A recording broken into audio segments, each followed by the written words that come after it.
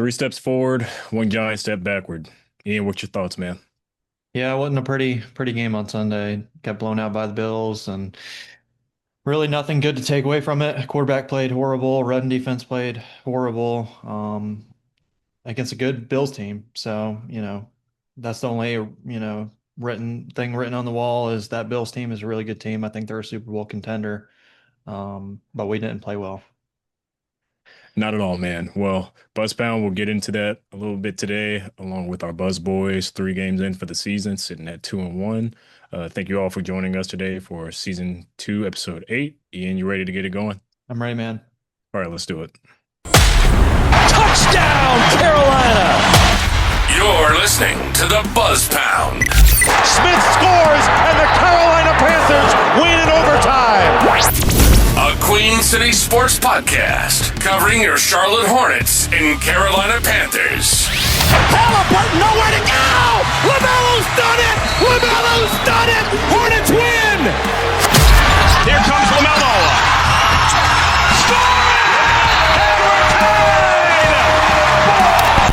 Here are your hosts, Ian Blair and Cam Gardner.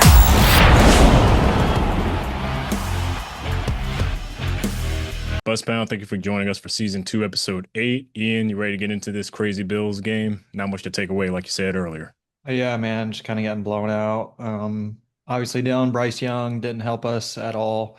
Andy Dalton didn't play really any good whatsoever. Turned the ball over, fumbled on their side of the 50-yard line. It was just a rough game overall. I don't think really there's anything good to take away from the game besides I think Teterow and McMillan played well again, considering the circumstances, but our run defense was horrible, giving up over 200 yards to James Cook was not good. Turning the ball over wasn't good. And we need Bryce back in the next few weeks. I didn't expect Andy to play spectacular by any means, but I don't think anybody expected him to play as poorly as he did. But really never gave us a shot to win throughout the game. Not at all. That first possession for me was everything I needed to see. I mean, that just said enough. And all the turnovers, all the sacks. I mean, what could go wrong went wrong with Andy Dalton. And honestly, after this season, there's no reason for him to even come back into the league. I mean, a lot of people would say he could be a veteran leader, may not see at a third string level. I don't know if he should come back at all, personally. Just it showed. And,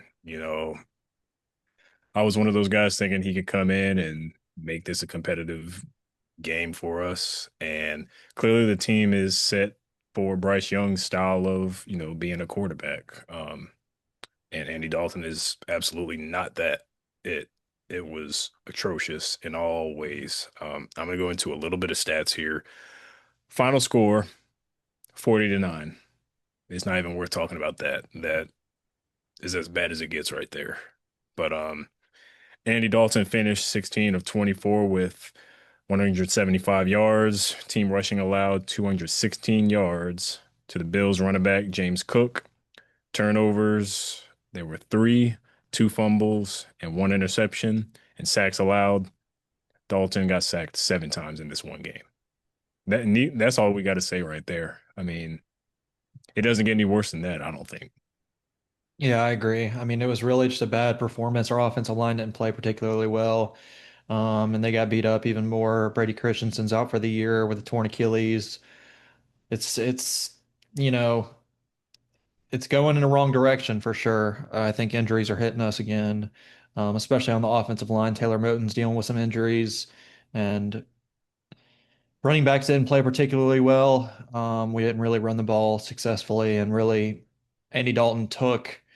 I mean, there was a couple sacks where he could have got rid of the ball, or didn't need to take sacks, but he took sacks. He didn't look mobile at all. He looked kind of like a statue back there, just anybody to sack him. But yeah, man, it was a rough game. And hopefully we could bounce back next week. I'm not really too hopeful. We got to go to Green Bay, but we just got to stay in the hunt in the NFC South, I think. the Bucks have lost some players due to injury. Mike Evans is out. And the Falcons continue to lose. So I still think we compete in this division just because everybody's playing so poorly outside of the Buccaneers. But yeah, man, it's not looking good. This team's not, we're moving in a better direction than we were last year. Obviously, already having 4 wins, we're one away from last year's total, but it's just still not a very good team. Absolutely not. Like you, I mean, hopeful for Bryce Young to come back at some point because clearly we need him to have any kind of success offensively. Our backup, Andy Dalton, is not going to be the one to give us any hope. There was a little bit of hype last season when he came in for Bryce Young after Bryce got benched and gave us some decent games. I know the first game he came in against the Raiders, a lot of people say he looked like prime Andy Dalton. He made use of what he had, and I believe that was his only win of maybe about 3 games he started last year before that car accident where he ultimately injured his hand and Bryce Young came back in for the rest of the season. But we definitely got to figure out a backup quarterback situation. Not that a backup is going to play much, with the mindset that Bryce Young hopefully won't get injured anymore this season and next season. But if let's just say if he does, hypothetically speaking, we need a backup that we know can compete. Because right now, well, moving forward, we know Andy Dalton isn't it. I mean, like you say, he looked like a statue. And the one time that he did decide to try to scramble, that led into a fumble.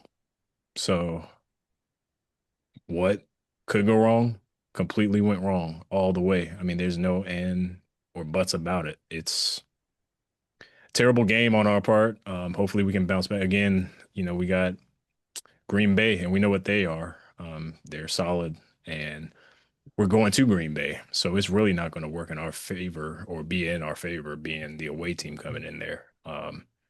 That's why personally I was hoping there would have been some sort of competitiveness with us being at home, but from the jump, this game was not in our favor one bit. So, um, and I'll also mention going into the second half, man, Fitzgerald missed that rush 32-yard kick. That whole dynamic going into the second half was unacceptable. Andy Dalton threw that bad pass to Ted. Ted did everything he could to try to catch it, but there was no reason for us not to score there. While it could have given us, I don't know how much I could say a chance, but we could have some more points on the board.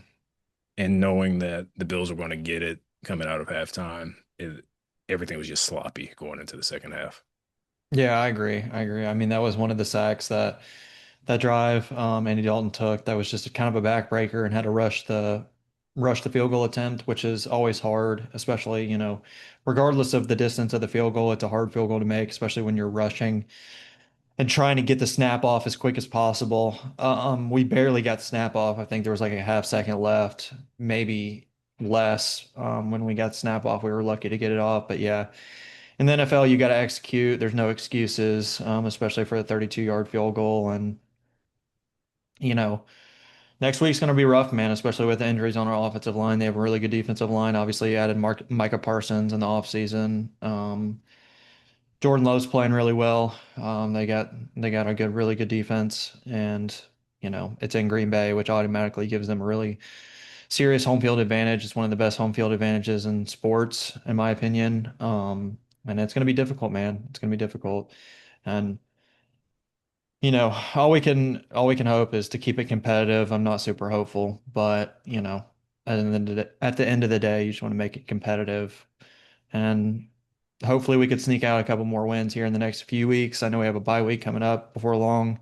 Um, but you know, this NFC South is not a very strong division. I think the Bucks have taken a couple steps back these last 2 weeks, even though they won against the Saints. I don't think the Saints are a very good team. But, especially with the injury to Mike Evans was huge for them, losing him to a collarbone. And yeah, man, it's just rough for the Panthers.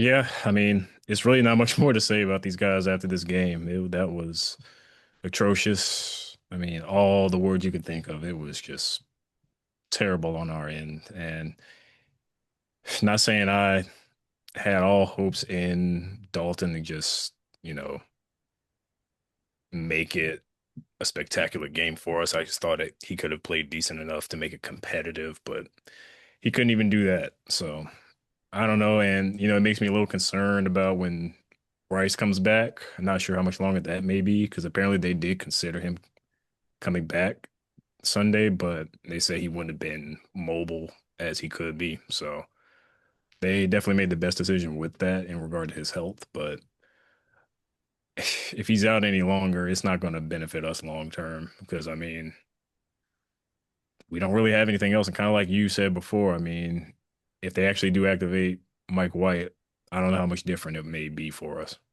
Yeah, I'm not. I mean, Mike White has a tendency to turn the ball over. I don't really think, if Bryce misses more than a couple weeks, which I don't think he's going to, I would imagine he's back this week. Just with the reports that came out last week about him, in practice, not with a noticeable limp or anything like that. I think he would probably be back either this upcoming week or the week after. So I don't think he's going to miss much more time. I would be surprised if he did, but.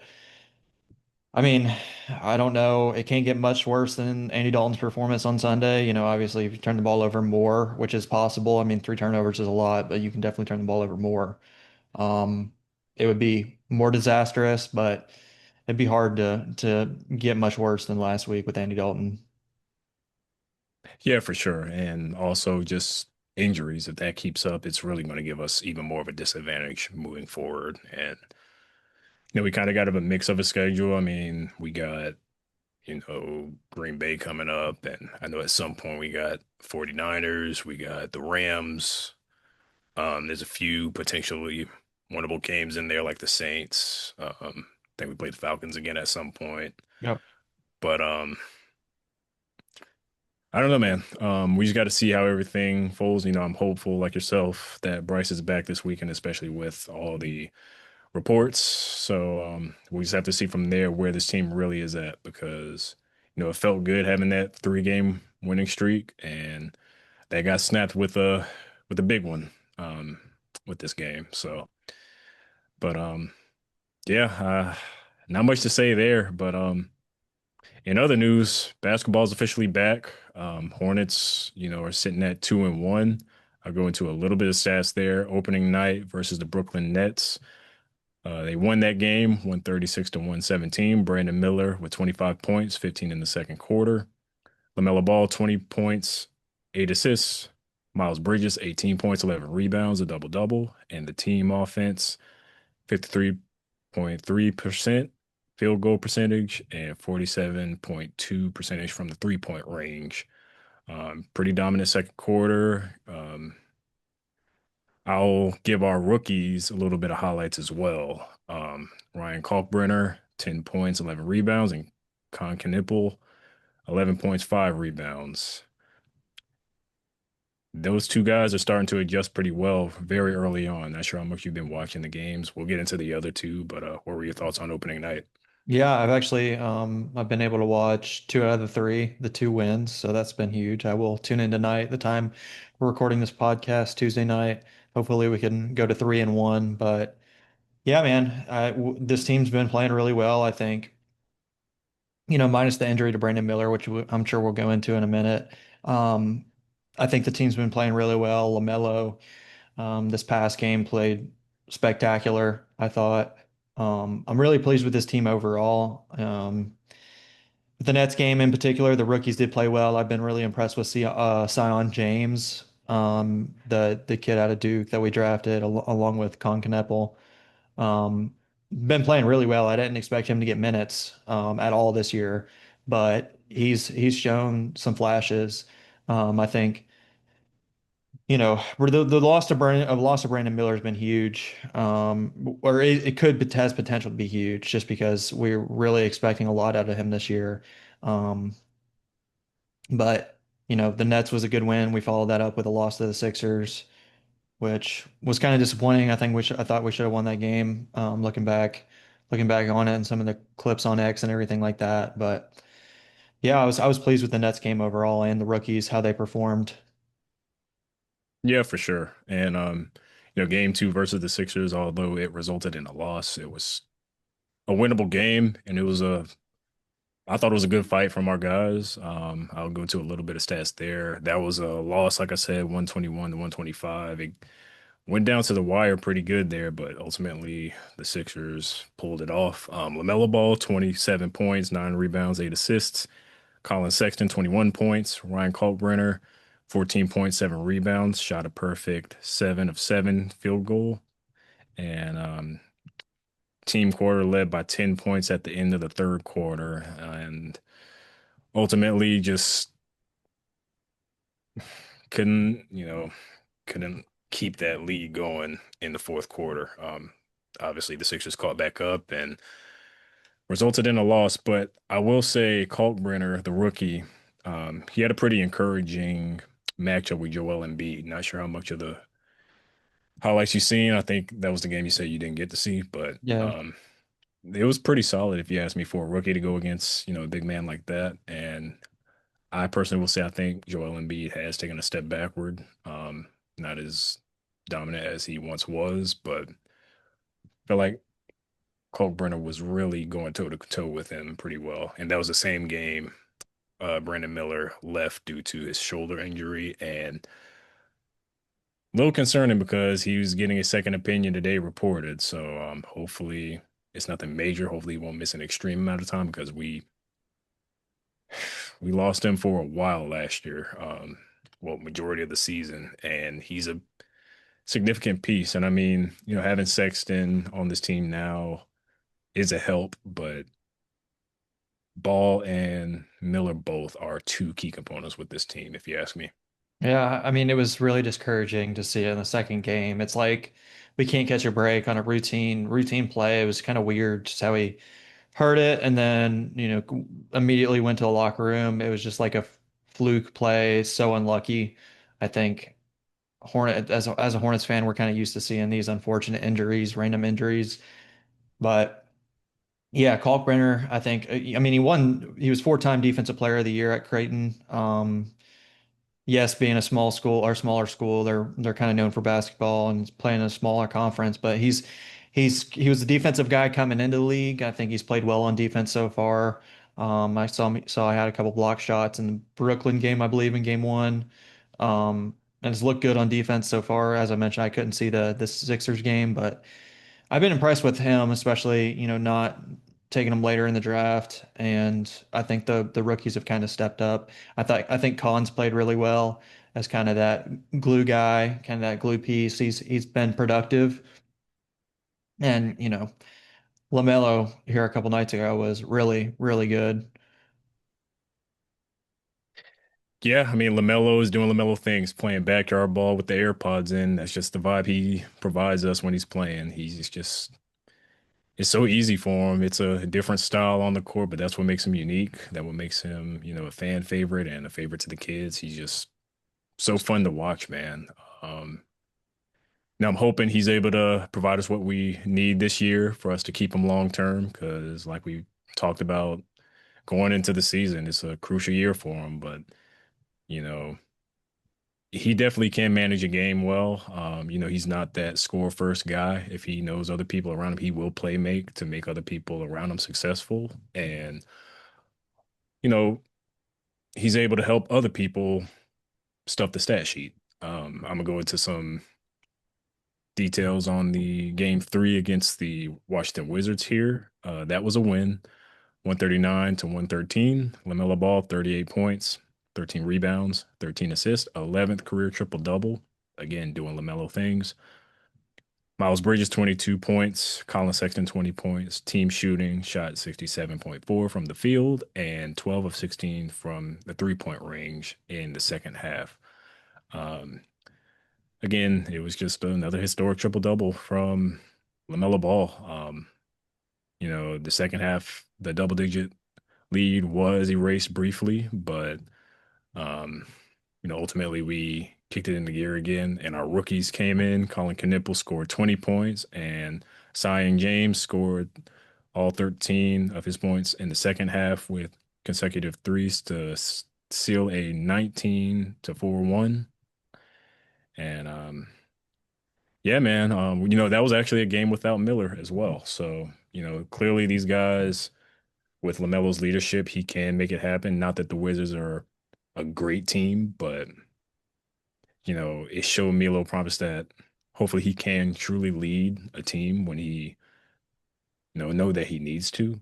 Because again, this is a crucial year, and not having Miller out there, it's all on him to lead completely, and he knows how to make other people around him successful. So, what were your thoughts on that one? Yeah, I agree. I mean, 38, 13, and 13 was a great stat line. I thought he really played well and kind of led the team, kind of what we wanted to see early in the year from him. And obviously, without Brandon Miller, it was huge. We definitely needed it. Hopefully, he can keep it up. It's going to be hard to match 38, 13, and 13 every night, but, just the leadership I think he showed in that game. Yes, although it be one game against the Washington Wizards, who, as you mentioned, are not a very good team, but we took care of business and handled what we needed to handle and end up getting the win. And I was really impressed with the post game or the post game interview that with LaMelo. The interviewer asked which one out of the three triple double stats he liked the most, and he said the win, which I thought was very different from the LaMelo interviews we've heard in previous ones. He's usually saying something crazy and getting fined. He has a tendency to say outlandish things in post-game interviews and get fined, but he definitely showed some leadership, so showed some maturity in that interview. And I'm glad that, out of those stats, that the win was the biggest thing for him. And, it just shows he wants to win. He doesn't care about how much stats he puts up and anything like that. He just wants to win, and I think as Hornets fans, that's what we want to see. We just want to see wins. We talked about it before. We're always going to have these highlight plays with LaMelo and Brandon Miller and the guys we have on the team, Miles Bridges, who's a high flyer. We're always going to see those highlight plays, but it's good to get the win at the end of the day. I'd rather play really boring basketball and win every game than see a bunch of highlights on X and or Instagram and all these social media platforms, and we end up getting blown out. It's not fun. Um, but it was good to get the win. Hopefully we could follow it up tonight and go, 3-1, which would be huge. I feel like the Hornets probably, correct me if I'm wrong. I don't feel like we've started 3-1 in a long time. Um, I could be wrong, but it just feels like, 3-1 would be a really good start for this Hornets team. And it'd be huge for kind of giving us some momentum down the road, and hopefully we can build on it and grow as a team. Yeah, I mean, I don't remember when we've started with that. If we could get there, that would be, like you said, huge. I mean, typically we may win our first game, but then it ultimately, we may win another, but then it's like three or four straight losses. Then we hit like another game or two of wins, and that's when, our losses end up stacking up. So, not trying to predict anything with these guys. I don't want to jinx nothing, but if we can get that 3-1, that'll make my heart happy personally as a Hornets fan, as I know it will you as well. But yeah, it's been a while, man. And some other news, not sure you've probably seen it, but the Hornets are actually the number one offense in basketball right now. Yeah, yeah, I saw that. It's not surprising. Definitely not surprising. We talked about it all the time. I like to make the joke that we'll score 167 and lose 168 to 167 because our defense is, you know, kind of gave it up. But yeah, our offense has always played well, I thought. Even last year, with the highlight plays, and having LaMelo Ball helps. When he's on the floor, when they're all on the floor together, we have a really good offense. Yes, there were times last year where, we didn't have players and our offense didn't look as good, but that's kind of what you expect out of this offense when everybody is contributing, because we do have a lot of firepower. And I think everybody contributes instead of just having that one star. We have Colin Sexton that could give you 25, 20 points. Con Knippel's playing well. He's giving you some points. Miles Bridges could give you some points. So we have some pieces that can kind of give you 20, 25, so it's not all up to LaMelo, but it is really encouraging through 3 games to have the number one offense. Yes, it's been against some not so great teams, but we'll take it. We'll take it at the end of the day. Hey, a win is a win. Like just like our Panthers. I mean, even if it's an ugly win like against the Jets last week, a win is a win. We'll take it no matter what it is because the wins will stack up. And especially knowing that the East is open this year. Not that I would expect us to get to finals by any means, but if we could just make the postseason for the first time in a long time, I will be happy with that. If we could just do that and not get swept in a series either, at least make it competitive, at least just get there to give this young team a taste of what, the playoffs are like, what the postseason is like, and get them hungry to do it again, with the seasons to come. Because there's talent on this team. And, not that the Nets are a good team by any means, but the connection and chemistry was just spectacular out there that night. I mean, they were looking like Lob City out there a little bit. Yeah. It was so fun to watch. Yeah, it definitely was a highlight reel. That Nets game was. I mean, Brandon Miller had like three or four lobs, I feel like, at one point. And, Miles Bridges is always good for one because he can jump out of the gym. But it was good. It was good to have a lot of highlights and win the game. That was nice. I was glad at the end of the day to get the W. And yeah, following up on the 3-1, if we do win tonight, I don't want to jinx it, but I feel like every year the Hornets start 1-3 or 2-2. We don't really have that 3-1, start. I could be completely wrong. It just feels like this team usually doesn't start off hot, which would be huge for, the momentum down the line, down the stretch. And obviously with the East being open, Jason Tatum missing the entire year, Tyrese Halliburton missing the entire year. The East is really open. It'd be really nice to, make the playoffs and just win a playoff game in general. I'm not even asking to win a series, just win a game would be nice. Um, but yeah, I'm pleased with this Hornets team so far. They have been really fun to watch. Obviously, LaMelo is always really, really fun to watch. And early in the year when we're winning some games, it's entertaining, and hopefully Brandon Miller can come back soon. We definitely don't want him missing any significant time, especially in the second game of the year. It's just like, what are the odds? These guys practice and go through camp and everything like that, and he's been fine. And then the second game, it's just some fluke shoulder injury. But that's kind of the story of the Hornets of the past couple of years, and hopefully we can, not have too many more of those. Hopefully the majority of the team can stay healthy because I think we can still have success when we're missing one or two pieces. But when you're missing LaMelo, Brandon Miller, Miles Bridges, and these guys not being on the court at the same time really killed us last year. But hopefully we can stay injury free for the most part, and Brandon Miller can come back from his injury and still play like he has been. For sure, man. We hope nothing but the best for Miller, especially being just, I think it's year three for him now. And we know what he can be when he's healthy. And the last thing we want is for him to miss any additional time. He missed a lot last year. So hopefully it's nothing extreme because we need him more than anything this year. And, at least we got some pieces that can help fill in the gap a little bit. But we know we need him. Now, it's not just a want, but it's a need for this organization that he's out there, especially to get some more wins. He's an important piece. I mean, he can do it all. He can defend. He can score. I mean, he can do a little bit of everything that we need. LaMelo knows how to play make for him along with the rest of our teams. So let's hope that whatever the results are is nothing too extreme. And if he does have to miss some time, hopefully it's nothing. You know, it's not more than just a few weeks or a handful of games. Hopefully, but while we've been on the pod here, the starting five for the night has come out. It is LaMelo Ball, Colin Sexton, Con Knipple, Miles Bridges, and Ryan Kalkbrenner. So a mix of some of our vets along with two rookies. What you think? Yeah, I mean, solid starting lineup. I feel like that was kind of the lineup we had when Brandon Miller was, that's the lineup we had kind of for since Brandon Miller got hurt, I believe. Kind of that Colin Sexton slide into that spot, which he's played well. He hasn't been a liability out there by any means. He's played good defense for the most part. And, I think the addition of Colin Sexton in the offseason was huge for this team. He's still really young, as well. And, we didn't really have that. Trey Mann for a little bit last year was that really good six man off the bench, but I think Colin Sexton's more consistent so far. Definitely, throughout his career, he's being more consistent, and I think that's going to be huge for the team. But I think that's a good starting lineup. As far as Brandon Miller being out, I really like um, Kalkbrenner at the five. Diabate's played really well, I thought, for the minutes he's been getting. He's been playing, good defense. I think he's a really good player. He's really good on defense. He's kind of one of those overshadowed players in the league, but I think he's really underrated.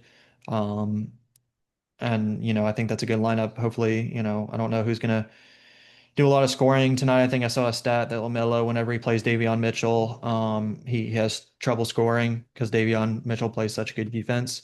So it'll be interesting to see if they really go all out to stop LaMelo and he's able to facilitate as well as he has been. Um, it's going to be interesting to see. Yeah, for sure, man. And one more update. You may have seen it before we got started, but Trey Mann has been upgraded to available tonight. That he was listed as day to day originally, but he will be in tonight. Josh Green, Grant Williams, Brandon Miller, they are all still out tonight. So those are two more two more guys that are out along with Miller. But yeah, man, I'm looking forward to seeing this game tonight. Hopefully we can I feel like we can compete pretty well against Miami. And hopefully our guys can keep that connection going and secure another dub for us. Yeah, I agree, man. I agree. And speaking of injuries, Josh Green and Grant Williams, I haven't really heard anything about them, about their kind of availability anytime in the near future. Obviously, Grant Williams suffered a really bad knee injury last year. Um, and Josh Green, didn't really play well last year. I don't think he was very underwhelming, and it would be nice for him to take a step, whenever he comes back from injury, because it would give us another piece. And he's still young. I thought I was excited for it whenever we traded from Dallas because I thought he played well, but he just didn't play very good last year. And I think they'll probably have to rehab back and kind of get back into the speed of things whenever they come back because they both missed some quite a bit of time, especially Grant Williams. But hopefully they can give us some more depth whenever they come back. Hopefully sometime in the near future. I think that would be huge. I really like Grant Williams. I think he's a gritty player. Some people think he's a dirty player, but I like him. I think he kind of gives a lot of effort, plays really good defense, and hopefully Josh Green can play significantly better than he did last year because I think that could give us another edge. Yeah, I mean, like you said, what we saw from him in Dallas, he was pretty solid role player. I was hoping that could transfer to us. So hopefully he could develop, like you said, rehab a little bit and because it looks like he's dealing with a left shoulder injury of some sort. Um, hopefully he can get it together. I mean, it's no question that he can score, but it's just his consistency is the question there. But hopefully that improves this year. Grant Williams, not sure if he's expected at all this year. I think uh, was it ACL maybe? I know it was a right knee. Yeah, I believe. But he missed quite a few, it would be going on like 2 years, I believe, if he missed all of this year. Because I believe it happened early last year, or did he miss the entire season last year? I believe it was early last year. He missed majority of the season last year, if I'm not mistaken. Okay. Yeah. I mean, hopefully he's able to rehab and get back some point this year. I would hate, depending on how bad of the, or how good his ACL's healing and everything like that. He's missed a lot of time. I would like to see him, eventually back on the floor. Hopefully he still has some of the juice he had when he was playing, but he's missed quite a bit of time, and hopefully for him and everything, the rehab's going well and he's recovering quickly and hopefully going to be back on the court sometime in this NBA season. Yeah, let's hope so because when he was playing for us, he was doing pretty well for us coming off the bench. I mean, we knew what he was when he was in Boston. And I mean, he didn't do as well in Dallas, but he was passionate about coming to Charlotte. He's from Charlotte. No, he's a Charlotte boy and was passionate about playing for his home city. That was huge for me, just being a fan of the team and a fellow native of Charlotte. But, hopefully he comes back strong and is able to kind of pick up where he last left. Maybe a slow beginning coming back, but hopefully he'll be able to pick it up and, help contribute to hopefully a chance of us getting to the playoffs with the East being open this year. Yeah, for sure. We definitely need a playoff spot this year. But as always, Buzz Pound, we appreciate y'all joining us for episode 2 or season 2, episode 8. As always, you can follow us on both X and Instagram at BuzzPoundPod, and you can listen to our podcast on both Spotify and YouTube. And as always, we are the Buzz Pound. Keep pounding and keep the Hive mentality. Right. Thanks for tuning in to this episode of the Buzz Pound. Be sure to subscribe, leave a review, and let us know what you thought of this episode. Until next time, this is the Buzz Pound.